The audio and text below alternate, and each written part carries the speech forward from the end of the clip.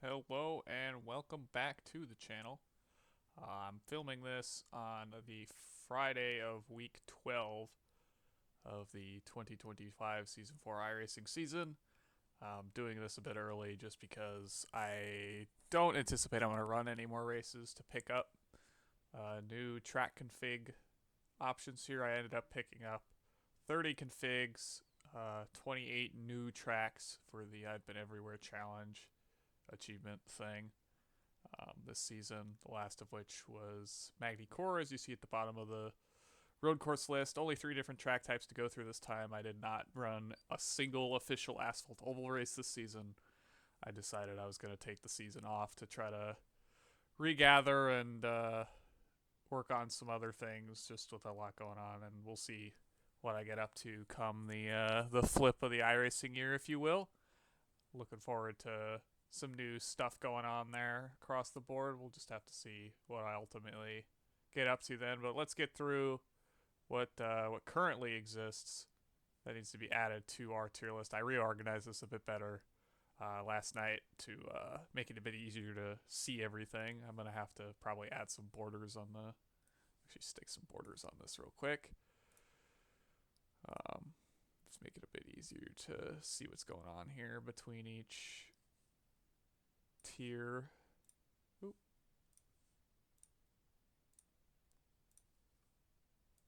We'll do this real quick, just so it's a bit easier to differentiate between what's in one tier versus the other. Not too many of these that are going to need to be entirely rearranged because we don't have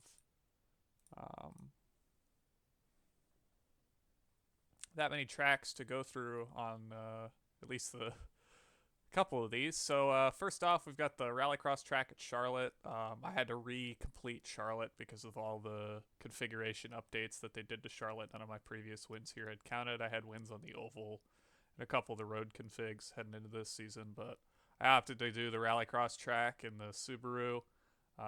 Biggest challenge I had with this one was just where the heck is the Joker?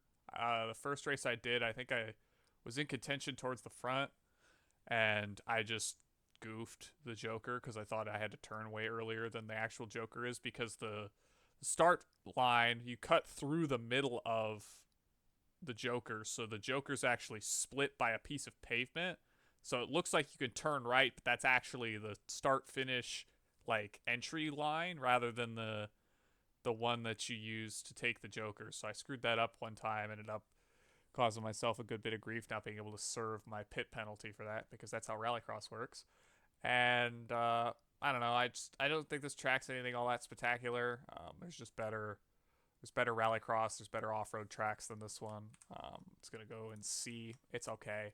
I don't think there's anything particularly egregious about it other than the Joker just being kind of goofy. And once you figure out where that is, it's not terrible. It just kind of exists. Um, and that's that. So that's Dirt Oval done pretty quick. Right off the bat, there was only the one track, and I now, based off the rest of these, no longer have a single track that has a Rallycross config that I need to win at, or even a off-road track. Even the upcoming one, which we'll get to as we tackle the dirt ovals here. So I don't remember if these are in chronological or alphabetical order here. Should get the irstats.net up just to see, just in case I need to reference the races I did this season.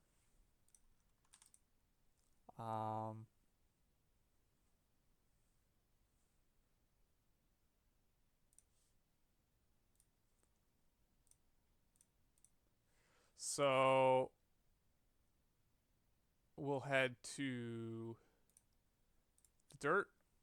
Bristol Dirt. I believe this was limited late. So there's week 13. Okay, so we did Eldora first, but I guess I've got these maybe in alphabetical order. However it is here, Bristol Dirt, I'd say is probably better than the concrete Bristol version, but I haven't driven a single race in iRacing on the concrete version of Bristol. I've just seen and talked to a lot of guys that any car that sounds like it might be remotely worth racing there is just kind of a crapshoot.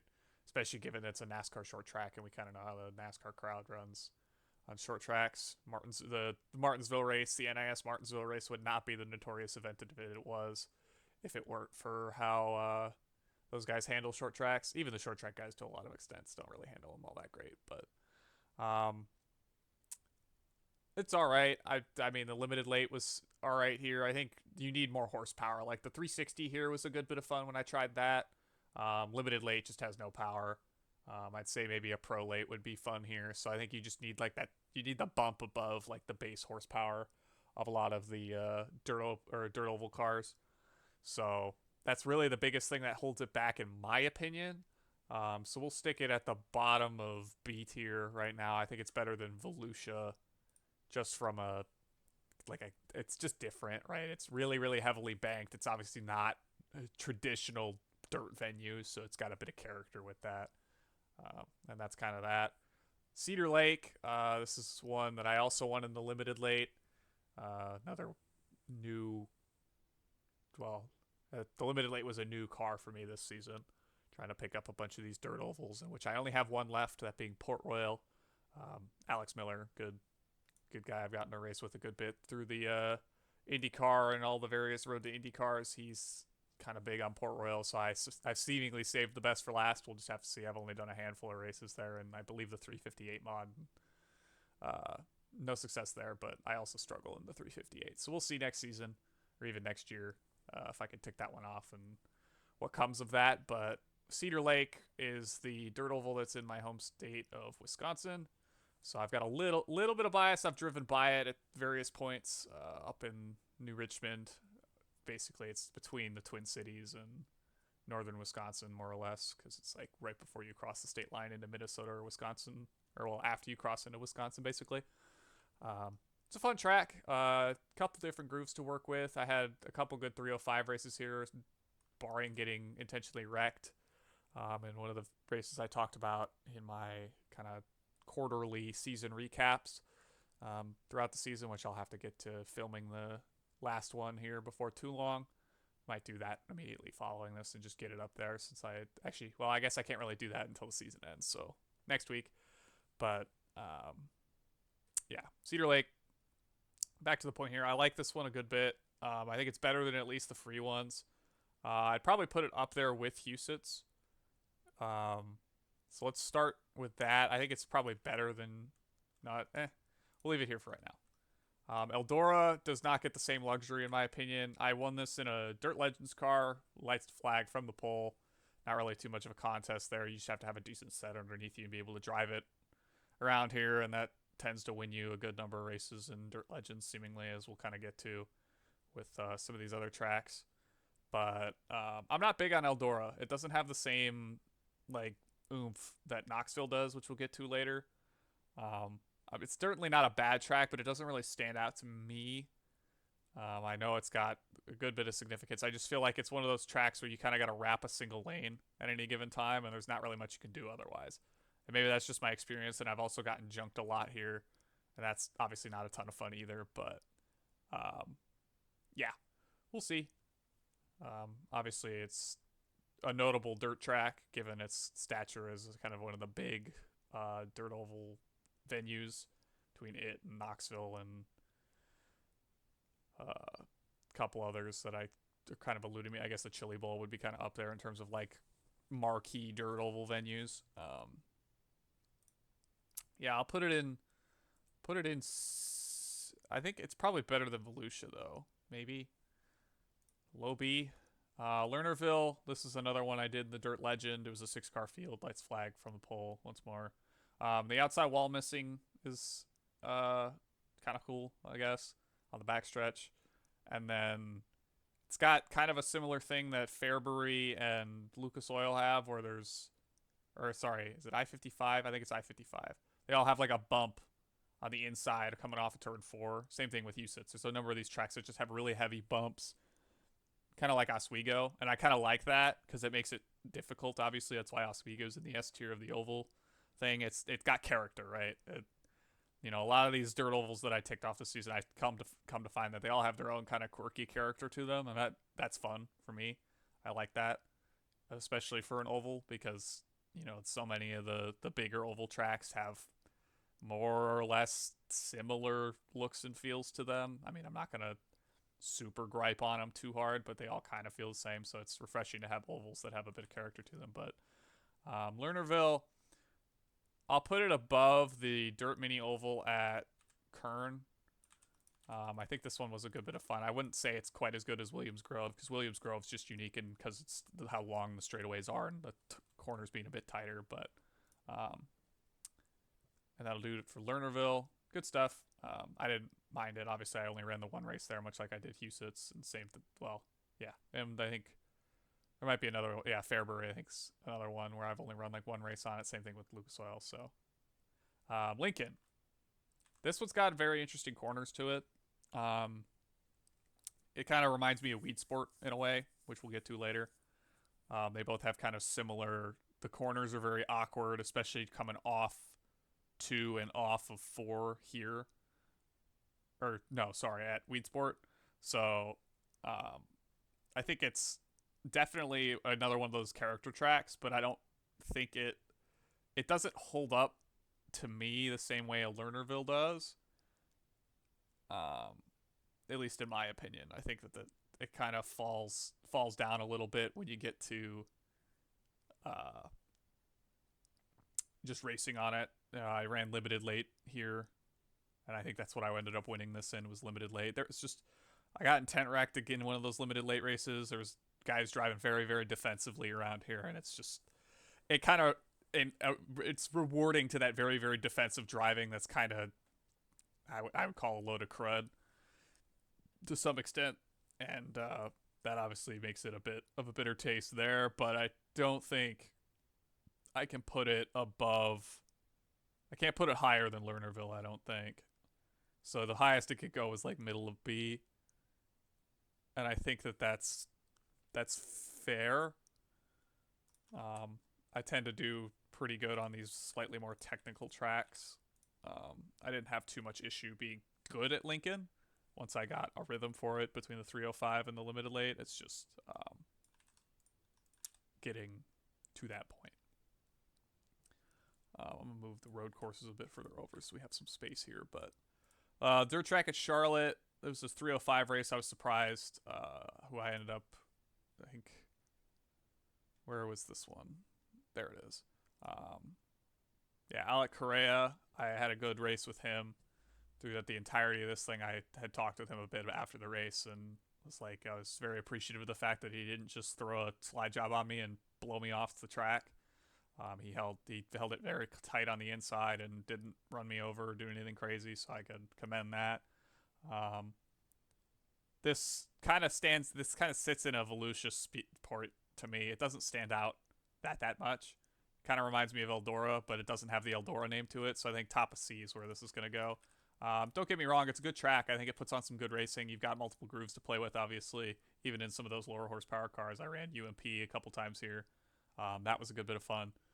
But it's one of those where, like, it's basically, it kind of sort of feels like Eldora, but you don't have the Eldora name and, like, the all the way down to the pit lane wall because you've got infield tires here, I think, instead.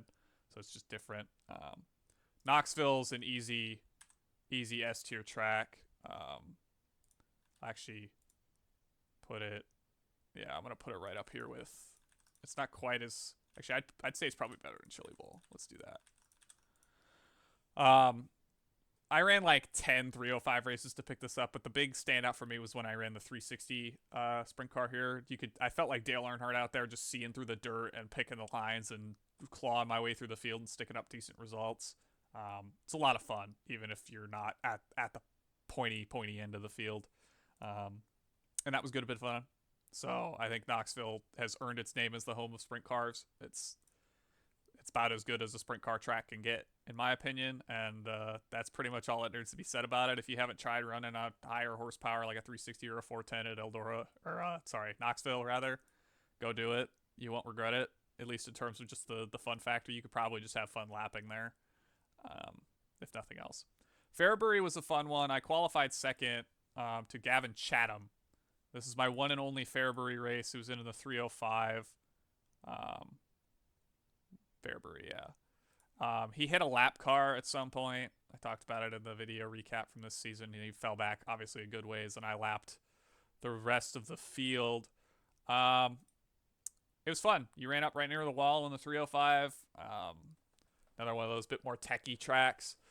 I think this one stands out a bit more just because of how tight that groove is near the wall.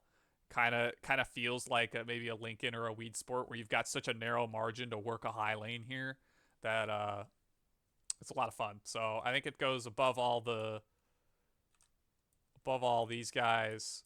I don't think it quite gets to the S tier because um, just because I think it's like borderline, right? It's better than the free tracks in that it's got the bit more technical, tighter line you have to take on it. At least with the stuff I've raced at some of those other tracks, but it's not to the point where like you have a ton of options. At least in the one race I did, I'm sure it could be different, but I enjoyed it a good bit. Um, you know, say what you will about tracks like that where I've only run it one time, but we'll get to another one here where I've only run it twice. In I-55 here, this is my second highest strength of field win on iRacing ever. If we go to strength of field here, what is this? Okay, that's not a race. I guess I have to. Oh, whatever. Guess I need to change this. Let's just filter this correctly.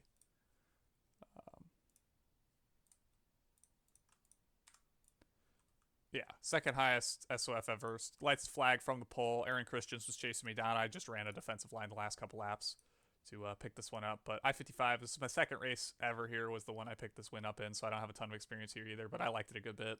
I think it stands out a bit more than the free ones do, and probably a bit more than Lernerville. We'll put it up in A. Not too much to say about it. It's just a solid dirt track. I don't think there's anything inherently wrong with it.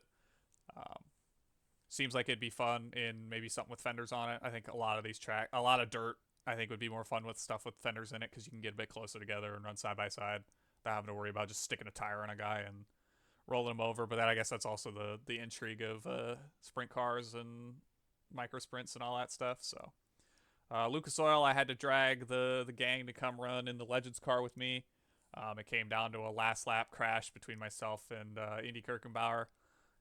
Ultimately, I ended up getting the car pointed the right direction, and he let me back on through, fortunately.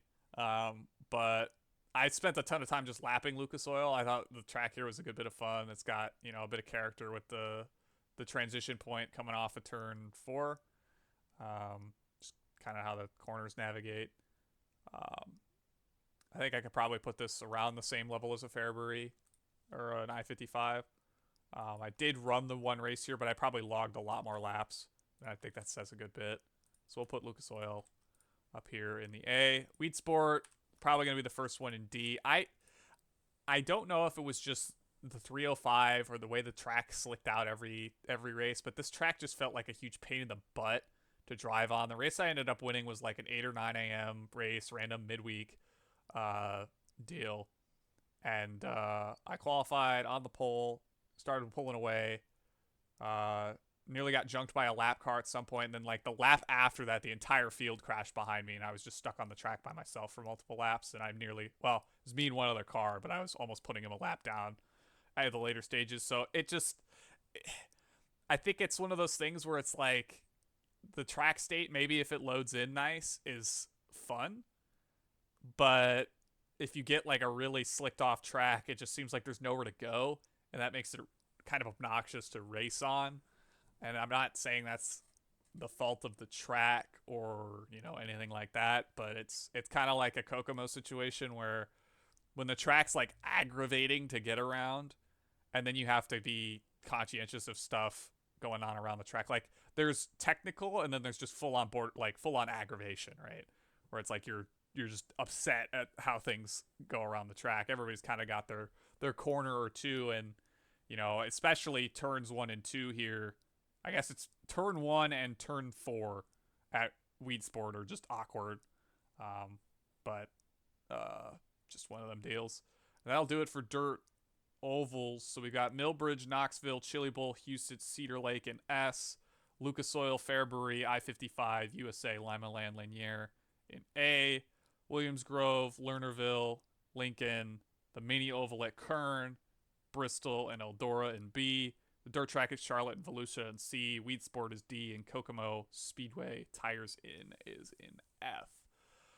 And that'll get us to road courses in which there are now 18 of these. So it consists of one new config for Daytona and then two configs for Sonoma, one of which was considered a new track for me. I picked up 28 new tracks in season 4 here. That's an all-time high as I topped my 27 from season 3 with the win I picked up just a couple days ago at Magny-Cours. And we'll get through these pretty quick. I did a good bit of running in the Ferrari Challenge car, so that's where this first one at Algarve, or Portimao as it's kind of nicknamed. It's the Portugal F1 track. And we'll get to kind of its sister, brother, nephew track in Catalunya later, because I won in that in the same car, so that's actually probably a good point of comparison. Between the two, this is the better track for sure. It's just contextualizing it as to, is it better than a number of other tracks that I've raced at? I would say that this suffers from long straight syndrome. Like the undulations here is really fun, and that's what makes it a lot better than Catalunya, in my opinion. But it's got it feels barren, right? Like it's like Navarra. Like this track in Navarra, if you were to just take screenshots of like an angle of a straightaway, I'd be somewhat hard pressed to tell the difference between the two like immediately. Like I'm sure if I stared at it for longer than a couple seconds, I would figure that out. But if you just like kind of blindfolded somebody and put them next to each other and they had no clue what they were looking, like if they had maybe a bit less of a clue what they were looking at, if you do a bit of blurring or whatever, obfuscate it just a little bit, you'd be hard pressed to tell. Like I'm talking like very minimal blur, right? Like a speed shot or something. Would you be able to tell? Probably not. But obviously that's a different argument than whether or not the track race is good. I'm gonna put this. Let's see. Is it better? Let's kind of see what we've got in like C tier, because I think it's gonna go like right above this. We've got Road Atlanta, the WEC course at the Nürburgring, Laguna. Yeah, I think it's probably better than these. It's just a real question of how far up the B tier does it go. I'd say we could put it above Sachsenring, maybe. I think that's fair. So we'll put it above Sachsenring. We'll fix the borders once we get everything in here, but I think that's fair. It stands out. It's like a considerably above level track in terms of the way it's presented, I think. And for that, we'll commend it. I think it stands out as one of the more interesting F1 adjacent or like Tilke Town tracks. I don't know if Tilke designed that one. I'm sure he might have, but in either case, it has that kind of vibe to it. COTA West, I think of all the COTA layouts, this is probably the best one, but that says next to nothing because COTA's not that great. I would be willing to put it in low C. Probably below the like it'd probably go bottom of C at the best. I think that this track is not that great. I won this in the Legends car for context. I ran 2 or 3 races here in the Legends car. I think it was 2. The first one I basically got taken out of the lead fight by a guy who basically had no racecraft and wanted to dive bomb every corner and just block all over the place. That's more an issue on the Legends car on significant straightaways than it is this track, but this track kind of accommodated that behavior just given the kind of tight nature of a lot of the corners, and you're kind of weaving through a lot of S sections and other stuff, and it kind of has that invitation to it. I'll say that you could do a lot worse. Is it as bad as SNET 200? No. Bad as the current version? I guess Yeah, I don't. I think that would have been the Roval 2019 config as it stands now. That's down there. Is it better than that? I would say probably. Yeah, I think I'm just gonna stick at bottom of C and stick with that. We're getting a new addition to the F tier Kansas Speedway Road Course. Can lick my balls. I did this in the Clio in a solo race. It's my only win that was like in a class all on my own. Um, I just don't care. The fact that this track even got used in officials, like bless Justin Krasinski and the PCC community management team for spinning. Supposedly, I think it was a spin the wheel and it landed on Kansas, and that's what they put on the schedule. So thank goodness for that. But aside from that, and it being kind of the goober that it is, it's a pack race with a hairpin, and not even a good one. It reminds me of the Roval they've got at Milwaukee, except Milwaukee you drive the other direction, so the oval's right hand turning at that point, and the hairpin is more interesting because the track's flat, so it's not like you have the banking to navigate or anything like that, and you don't have as much speed to carry because the track's smaller. So it's just that's my synopsis of it. Is I think that you could do a heck of a lot better than this track, and it is genuinely worse than Monza combined without chicanes in terms of even the pack racing factor, because obviously it's just a mile-and-a-half oval with a hairpin cut out. Basically poked your index finger into it, I think or your pointer finger into it, as I think Justin Yee coined it. But yeah, just a bit of a mess. Bathurst, Mount Panorama. This is a Legends car race. This is the second attempt I took at it. Was the one I ended up winning in. Car spun with 2 to go, coming through Forrest's elbow, I believe. And I was the only other car in contention at that point because it was a 2-car breakaway at the front, and I pulled off the victory there. I can see why this is one of those weird tracks, especially in open wheel cars, because I was set to run this in USF 2000 week 1. Cars just bottoming out all over the place. Where obviously it's a fixed setup series, so you can't even really do anything, even if there was a way to kind of get the car to stop wanting to put you in the wall. Legends car around here was a good bit of fun. Obviously, you've got the really long straightaways, good bit of drafting going on there. The run down a hill, you had to be pretty cool, calm, and collected through to pick up the result there. It's gonna be one of those situations that, is it better than, Nürburgring? Like, can I put it in B? Maybe. I just don't think it doesn't stand up to Motegi. I don't think it stands up to Motegi or even Road Atlanta. Like, I'm not a big Road Atlanta fan, but I think Road Atlanta is more fun than Bathurst. So I'll put it below a number of these tracks. I think even Laguna. Let's see. You've got VIR, Lebanon, Speed Circuit at Navarra, Suzuka. I don't think it's quite as not.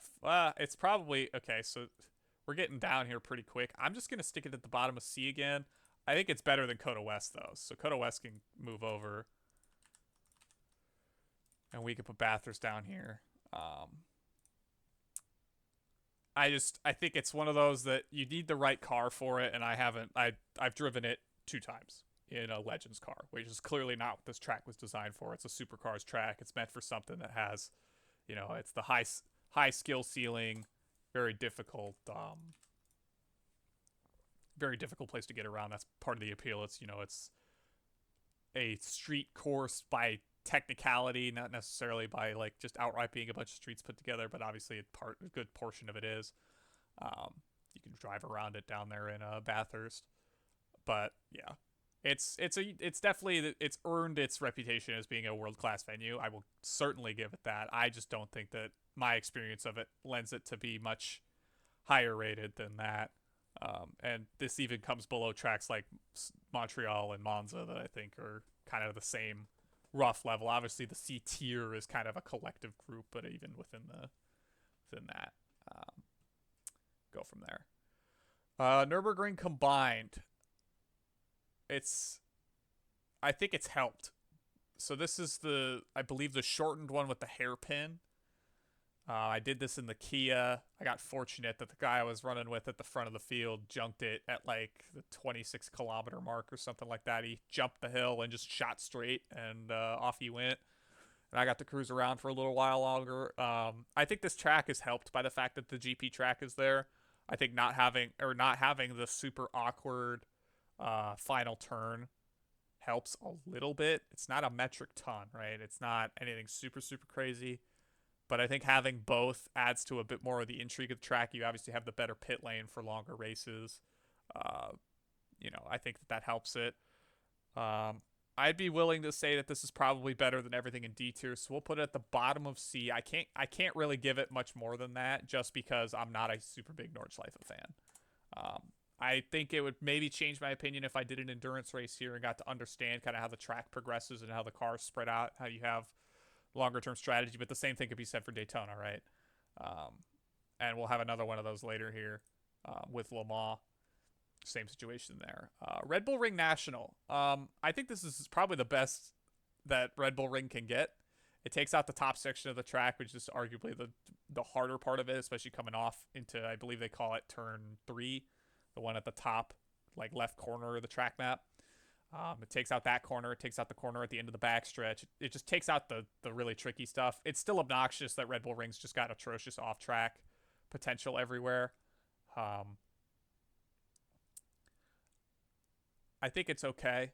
I won a race here in USF and another one in the Legends car, both of which were kind of just smoke fests from the start. So not a ton to say on even on the racing front. It's just the braking zones are super awkward. I nearly ran over a guy in one of the USF races I did here just because of how the front stretch braking zone is here. So like, not a super super big fan of that. Is it worse than? Man, I feel like I need to put it at the top of F just because I forget that this track's like the off-track track. So I think that's what I'm going to do. And I don't think it's anything against the track itself. I just think it's the iRacing implementation on top of just how races here go and the cars I've driven here. I don't think that it's entirely unfair of me to put it here.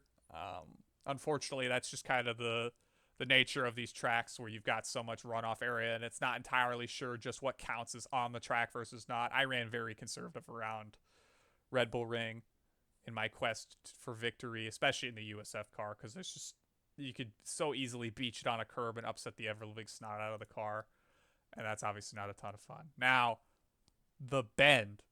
The international circuit at the Bend, I did a bunch of laps between F4 and F3 and the Ferrari Challenge car in practice. This victory came in the Ferrari Challenge car. I nearly threw this race away twice, I think. First one was just missing the corner on one of the corners on the opening lap. I was believe it's one of the right-handers at the midway point. Slew off in the grass just a little bit, came back on, had to regain the ground, and then I nearly spun it on a curb with like 2 or 3 to go. But I was able to hold on to it and win this track. I think it's a lot of fun. I'd probably put it in the B tier along with like Algarve and Sachsenring. Could I put it?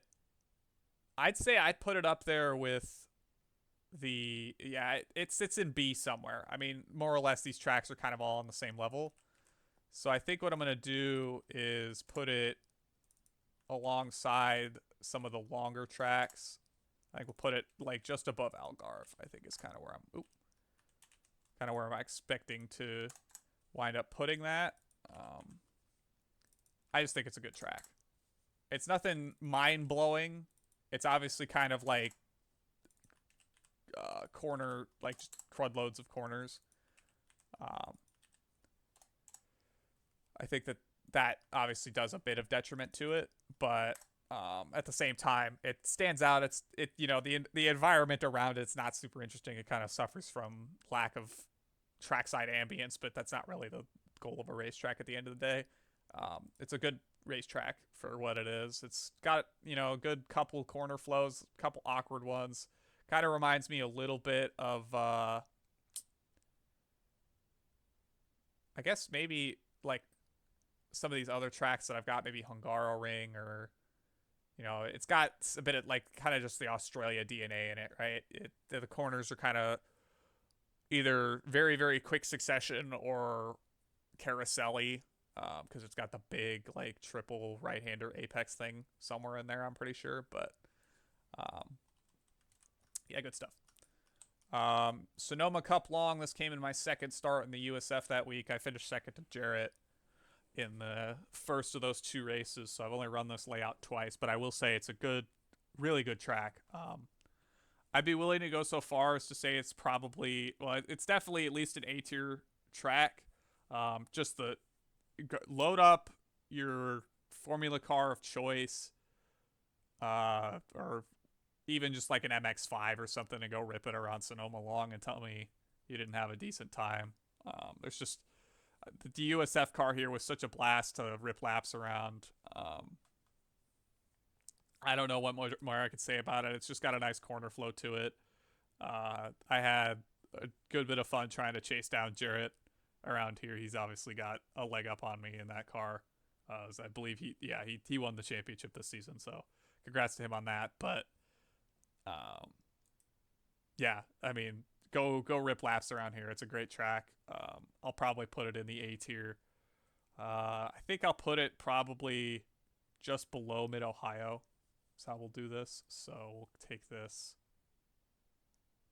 kind of break it up, because I got to add another row here. So what we'll do is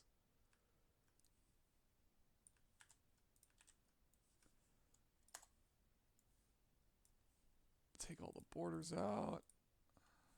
Okay, that's, yeah.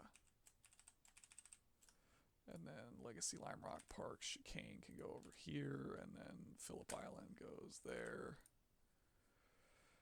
Well, no chicane, Lime Rock Park, Indy, Mosport, Barber. Put it right above Barber. Actually, it'll go right below Barber. I think Barber is a bit more.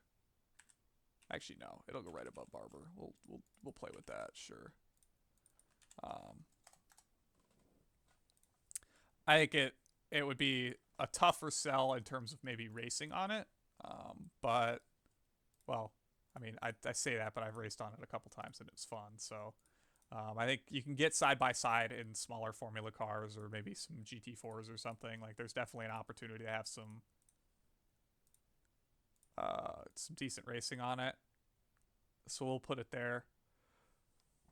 For now, we'll get to Cup Short before too long here. I won a Legends car race on that config, and that also is pretty good in its own right. Cuts out the carousel, has its own merits, but Daytona Short, I'd love to just like jokingly put this in the S tier, but ultimately this is the International Horseshoe Hairpins tied together by more or less what feels like an access road, and I won this in a Legends car, so it was a pack race. It was basically like driving reverse Martinsville to some extent.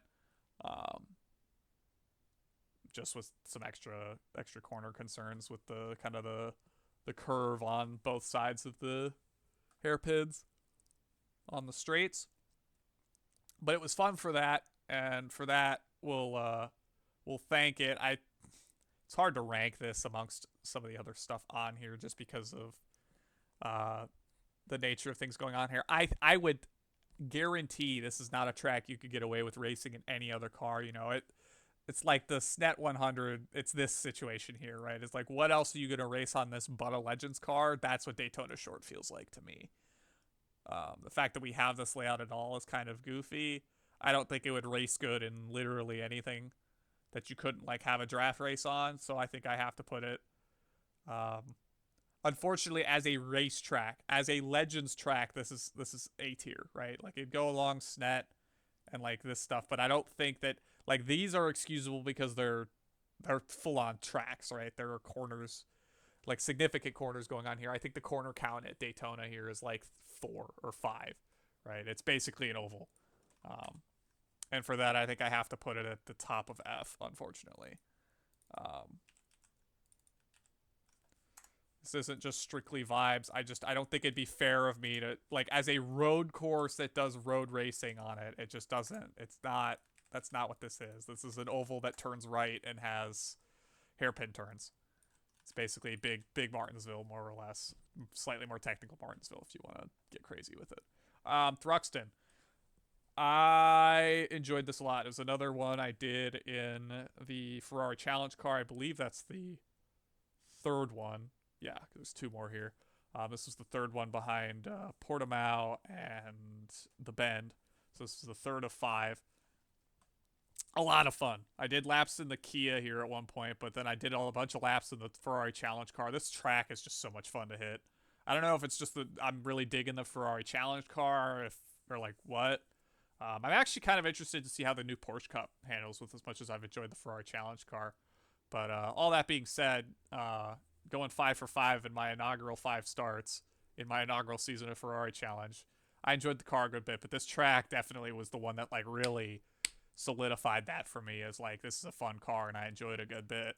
So I think for all that being said, I think it has to go maybe low A, high B. Um, I only did the one race here, pretty sure.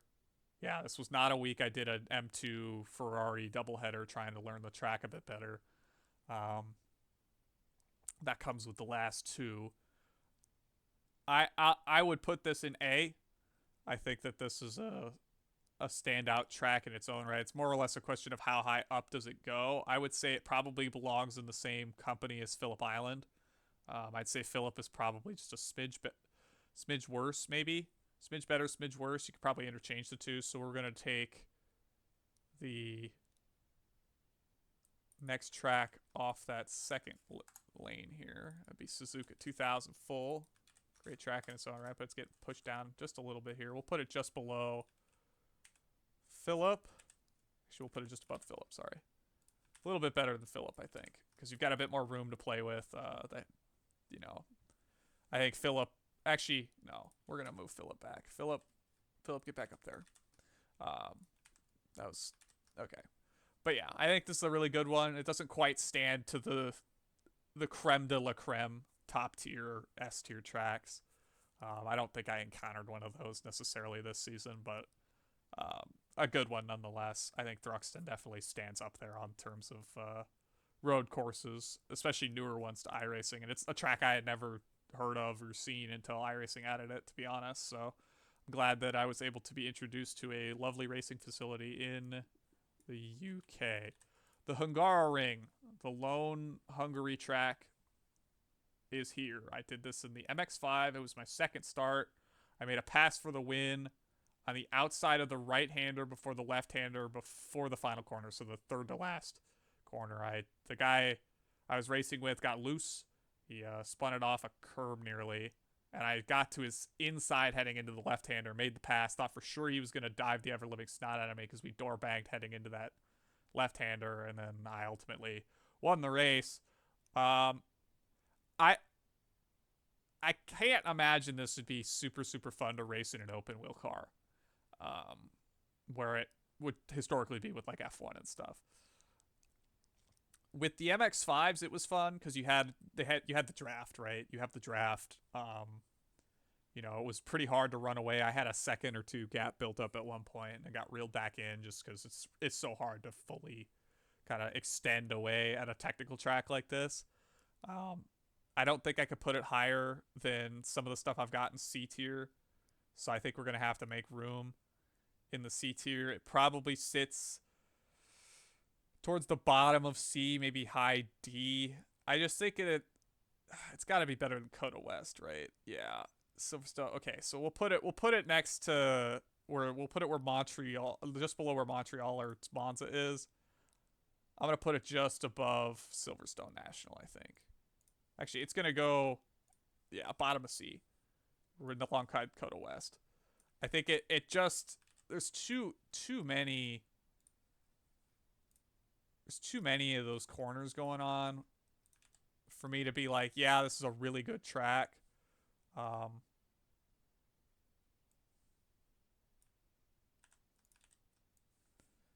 I just think that it's one of those that if you were to put it in cars that would actually be racing here, like if you were to run F1 here, I don't think you'd be having the greatest time on the planet. So Hungaroring, welcome to C tier below Bathurst. We'll put the Nordschleife back over here. We're to Sandown. Purpose-built street track is how this track's kind of been proposed or coined to me, and I can agree with that. I won this in the F4 Asia Tour on like 200 ping. Shout out iRacing for doing that. Barely won over, I believe, I don't remember his name. There was a driver from Japan that came from kind of deeper in the field that was hounding me the last couple laps. I just could not get the full-on speed around Sandown. I was competitive, don't get me wrong. I felt like my times weren't totally terrible. Had I probably spent more time with it, I would have maybe gotten more comfortable, but I just didn't. The F4 car still doesn't feel right to me. Um, I think that this one probably sits. It's another all right track. I don't think it stands to be better. I'd argue that even Nurburgring combined is maybe a bit better than Sandown. I just imagine it'd be very difficult, aside from those very, very long straightaways, to do any sort of actual racing here. And the way that the corners are shaped, I'd imagine it'd be hard to get alongside without having a huge draft run. So I think this probably thrives in like Mazdas or GT4 maybe. Some of those lower horsepower fendered cars. Um, but that's not typically what I race. So I have a bad kind of context for that. We'll see. I think that it definitely stands out as better than. No, I actually I know exactly where this is going to go. I'm looking at it now. SNET 200. This reminds me of SNET 200. It's got a similar vibe to SNET 200 now that I think about it. So yeah, I think that's where it's got to go. It's got to go. I think SNET 200 is a little bit worse, but we'll expand the D tier that extra level, and it'll go right where SNET 200's sitting. So we'll move these guys over here, move Nürburgring down one, move these back up. Get Sandown right underneath of SNET 200, and we'll fix all these borders later. Get at least the one on the right back on there. So SNET 200. All right, we're now on to the last couple here. We've got another 6 left to go here. What are we looking at in time here? Oh, geez, almost an hour. Had a lot to say, I guess. But Sonoma Cup Short, I think I have to put this at A alongside Cup Long. I think I could put it alongside. Do I want to put it up as high as Cup Long? I don't think I do. I think Cup Long with that carousel adds something. How much, I'm not quite sure. Give me. We'll put it where Classic Boot is. So we'll move all that stuff down.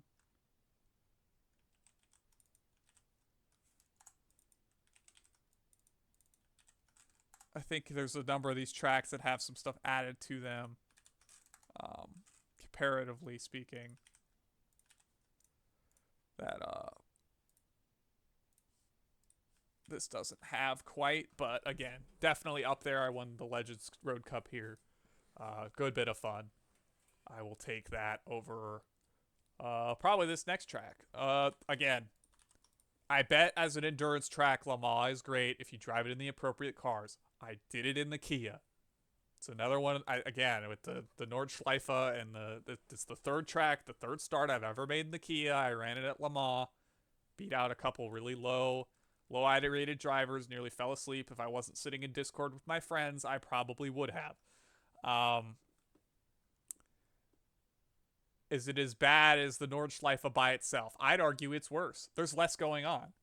I'd almost be willing to say that Le Mans as a racetrack for sprint racing is bad. It suffers from the Daytona. It suffers from the, yeah, it's going down there. I'm sorry. I hate to say it. I'm not a big sports car guy to begin with. So tracks like Le Mans that are really big and sports car stuff, I'm not there. Not there with it. Aragon, meanwhile, this was F4. I lucked into this one. The leader locked up at some point in that race, and I just barely by him on the inside. He was trying to rejoin, just like hamming the throttle after locking up and going wide, that he nearly ran into me. But then I made it by him, started pulling away, and then about the end of the same lap, I think the guys in second and third at that point had crashed into each other, and I just got to drive away. I was not fully prepared for that race, but this track was a good bit of fun to kind of figure out. It kind of reminds me of maybe a oh geez, what's the it? It feels a bit similar to Portimao again. Like it's again, it's got that Spanish Portugal feel to it with the way the corners and the track look, and I think this one was a good one. It's better than Catalunya, which we still have yet to get to. But you know, does it sit as high as Algarve? Is it better than Sachsenring? I think is what we really have to tell ourselves. Um, because that was another one I did in the F4 as well. Did I have more fun at Sachsenring? No, I don't think I did. So I guess that answers that question. And I don't think it's gonna beat out Algarve or any of that either. So we'll move these over. Um, we'll move Sebring Club down just a peg, and then we'll put Sachsenring on the end here, and put Aragon in the B tier. Good track. I think it'd be a lot of fun in some higher horsepower cars. Again, at you know, if you maybe ran GT3, GT3 there would be probably a good bit of fun. Maybe a higher horsepower open wheel car like a Super Formula or a Indy car or something. But good luck ever getting those there. You know, GT3, maybe some LMP twos, or you know, IMSA. IMSA has done there a couple times, and I've heard good things about it. So there's that. Um, and then we get to Catalunya finally. It's mid. It's mid. Plain and simple. It's mid. Um, the historic layout helps it. It gets rid of that crappy last chicane that everybody seems to hate, and obviously I think F1 got rid of that in the current configuration of the track as well. So it's no longer considered the historic layout. If iRacing's taken any counts on that one. Is it worse than Monza? No. I don't think it's worse than Monza. It's probably not as bad as Montreal. Is it worse than SNET 300? Probably not. I'm going to put it just behind Brands Hatch Indy, I think. I think that seems, relatively speaking, kind of fair. And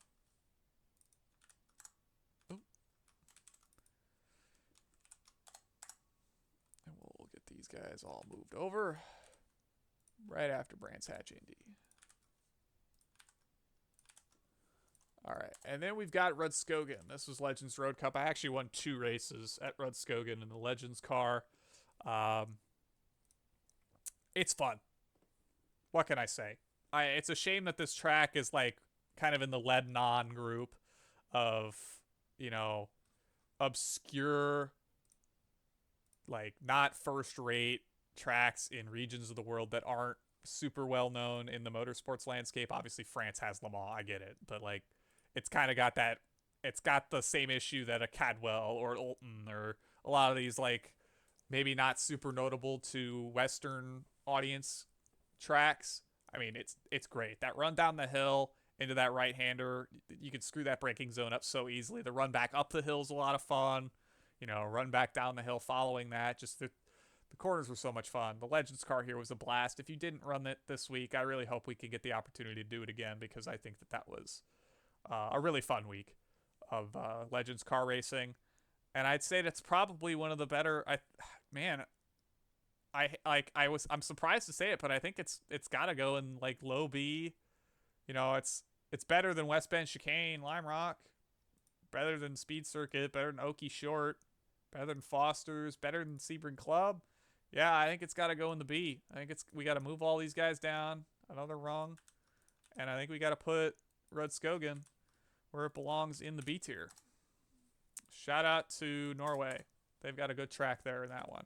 And we're back in France with Magny-Cours, formerly hosting the French GP back in like 06, I think. I don't remember the last time they would have raced Magny-Cours. I nearly self-spun in the race I did here in the Ferrari Challenge car. There's like the curb on one of the chicanes in the middle of the track.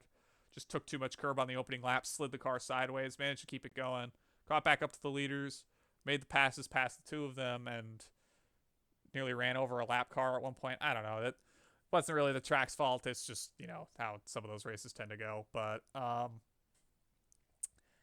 this one's tough.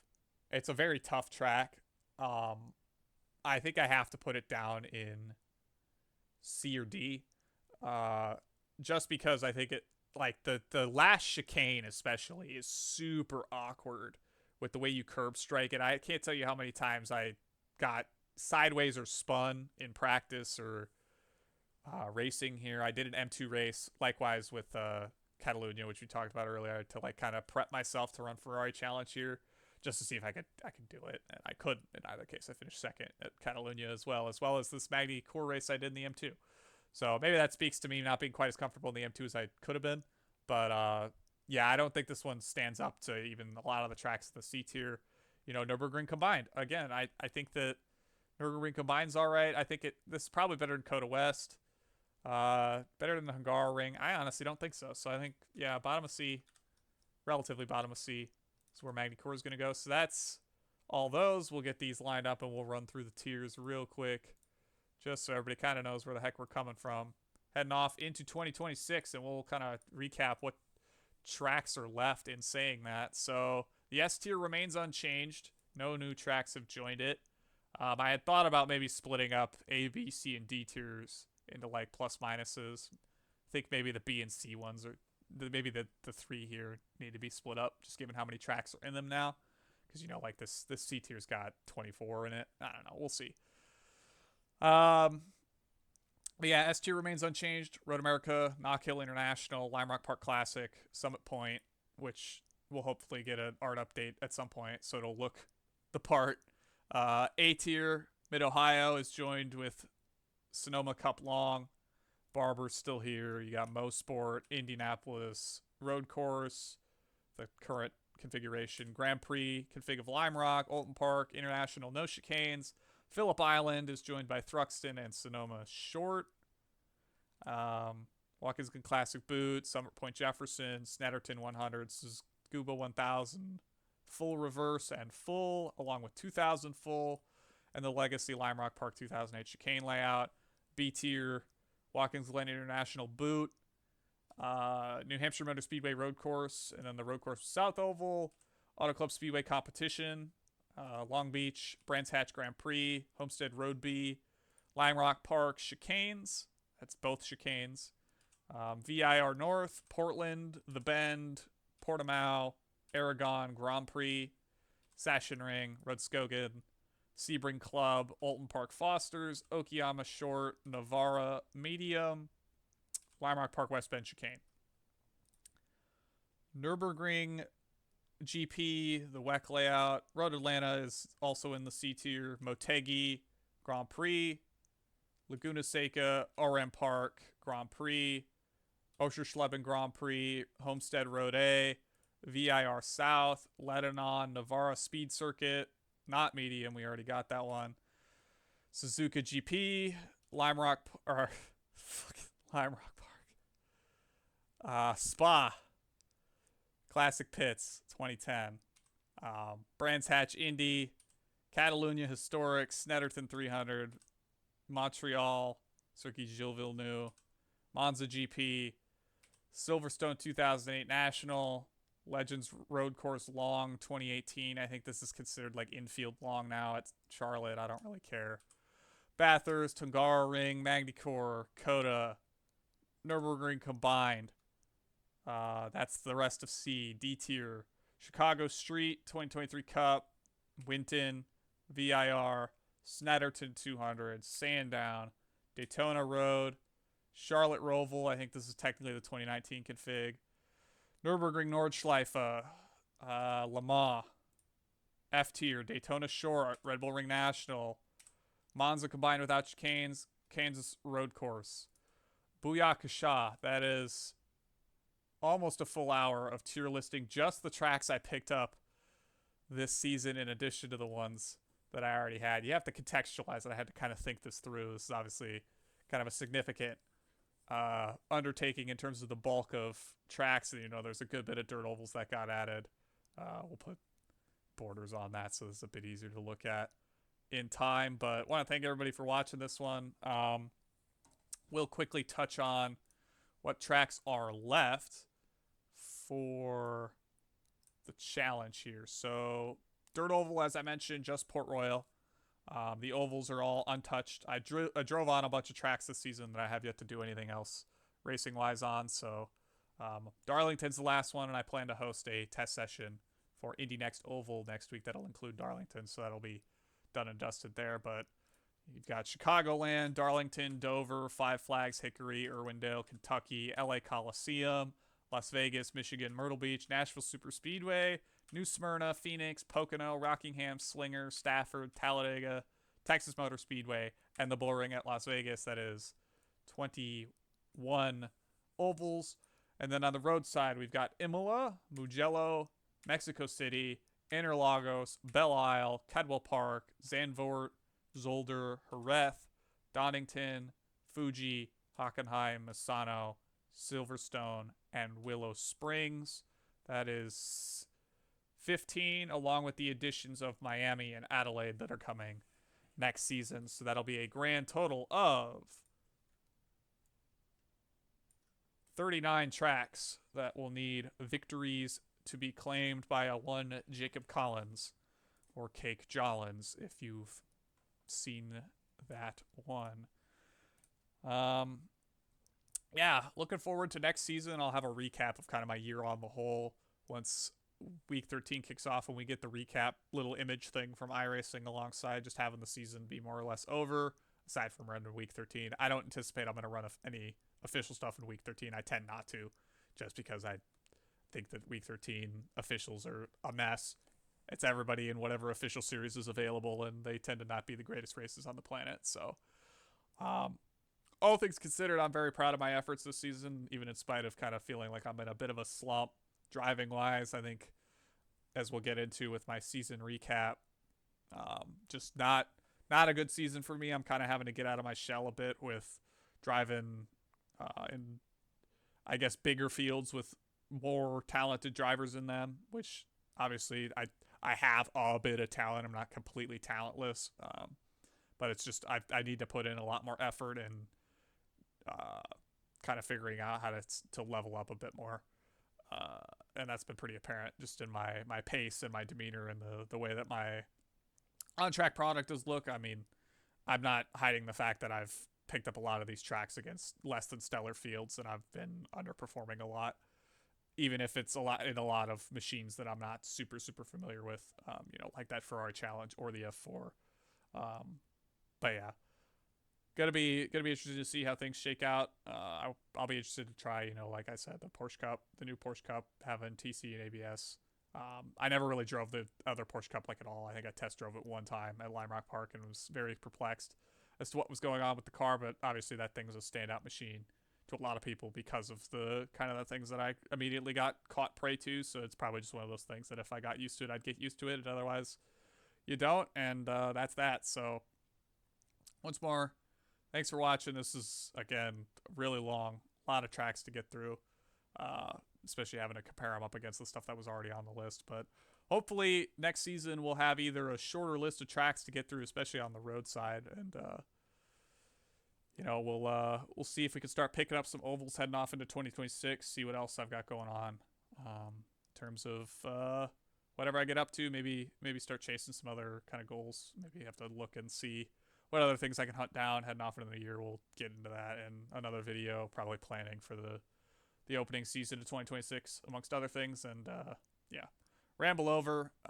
Clearly I got a bit flustered having to film all this in one take, but it's kind of the way I like to do it here. So have a good one, everybody, and we'll catch you in the next one.